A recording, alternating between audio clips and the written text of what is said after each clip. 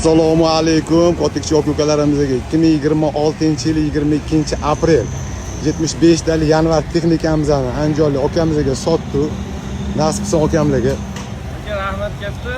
Stroytexnika 75 dali yanvar ekskavatorni sotib oldik. Akalarga rahmat. Dokumentlarni sotdi, hafta berdi. Ishlariga rivoj, kamera nasib qilsin, keyin bo'linglar akalar, ishinglar sifatli, tezda bitadi.